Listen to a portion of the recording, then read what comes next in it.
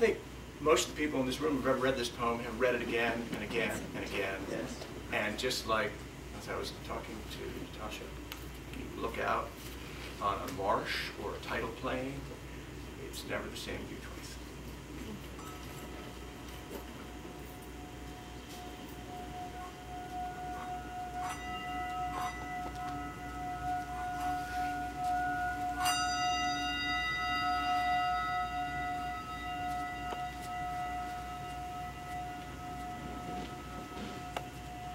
Let us go then, you and I,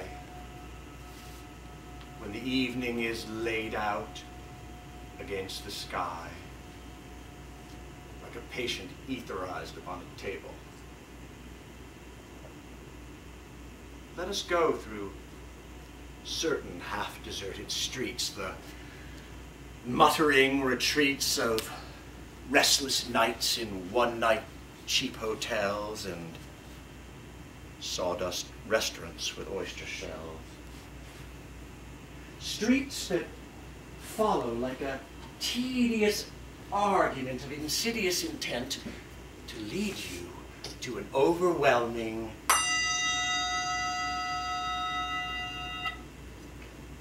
question. Oh, do not ask, what is it? Let us go and make our visit. In the room, the women come and go, talking of Michelangelo.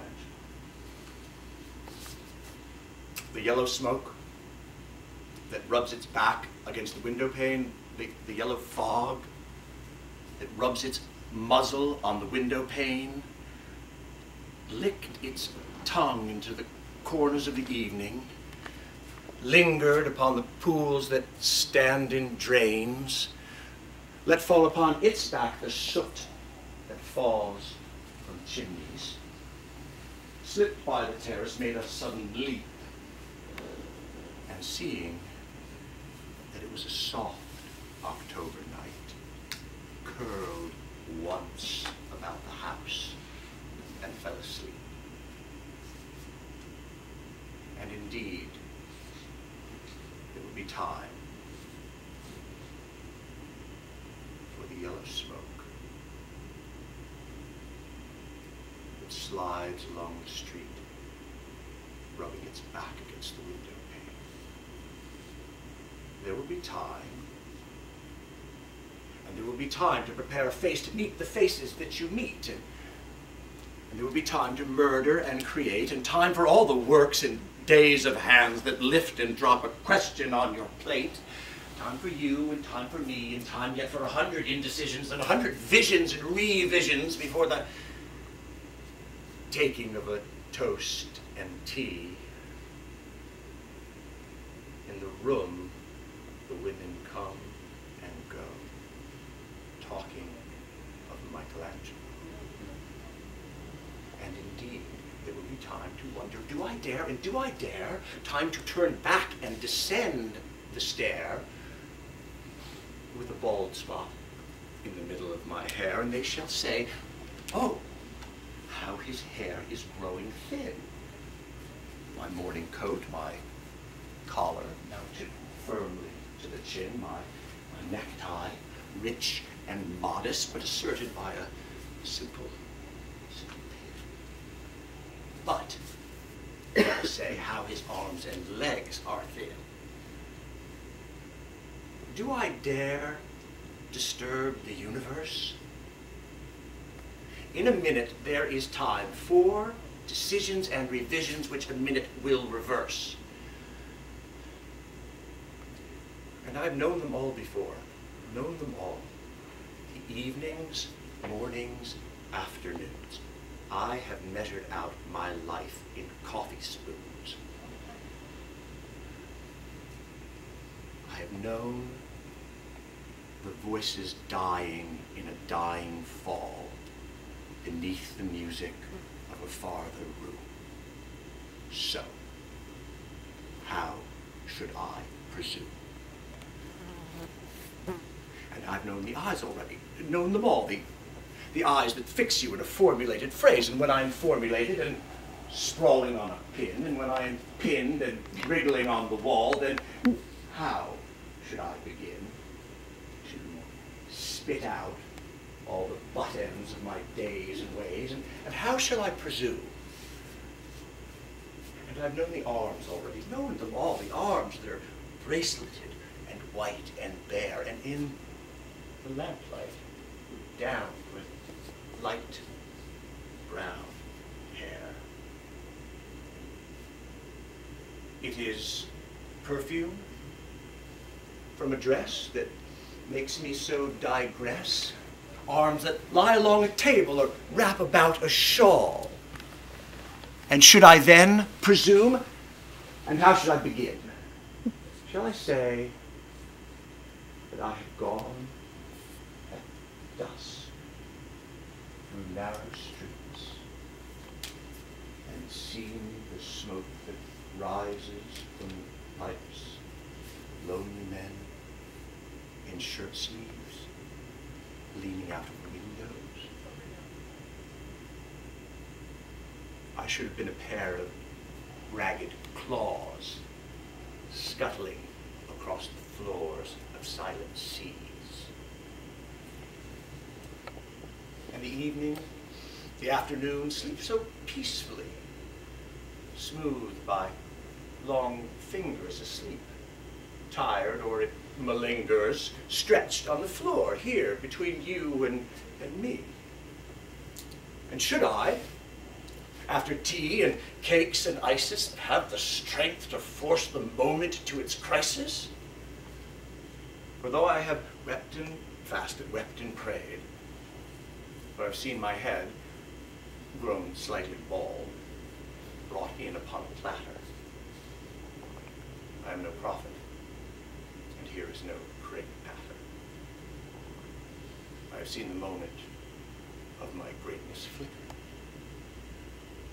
I have seen the eternal footmen hold my coat and snicker.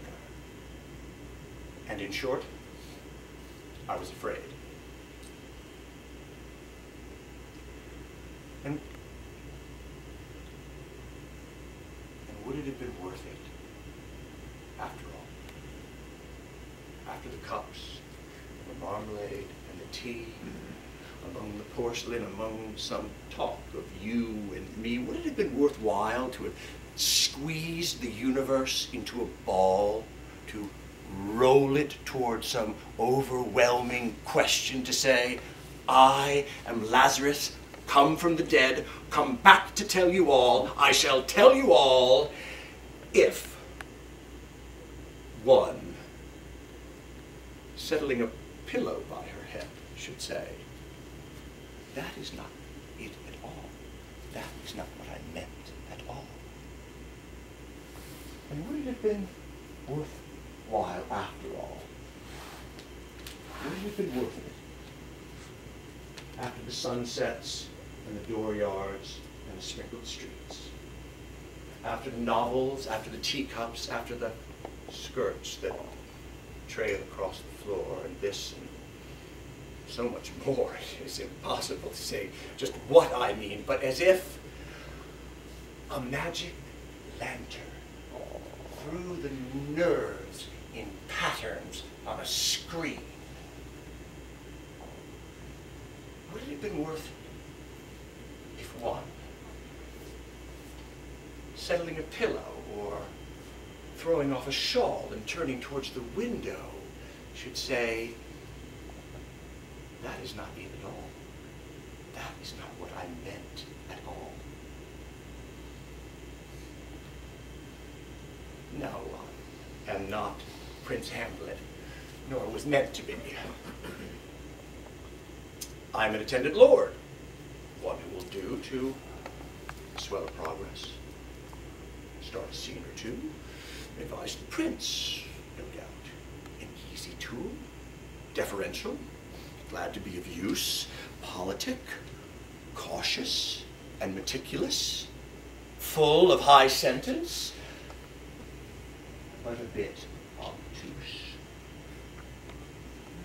Indeed, at times, almost ridiculous.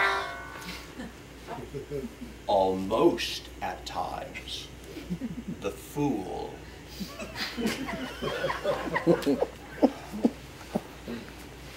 I grow old. I grow old. I shall wear the bottoms of my trousers rolled. Shall I part my hair behind? Do I dare to eat a peach? I shall wear white flannel trousers and walk upon the beach. I've seen the mermaids singing each to each. I do not think that they will sing to me. I have seen them riding seaward on the waves, combing the dark hair of the waves blown back when the wind blows the water white and black. We have lingered in the chambers of the sea, by sea maids wreathed in seaweed red and brown, till human voices wake us and we drown.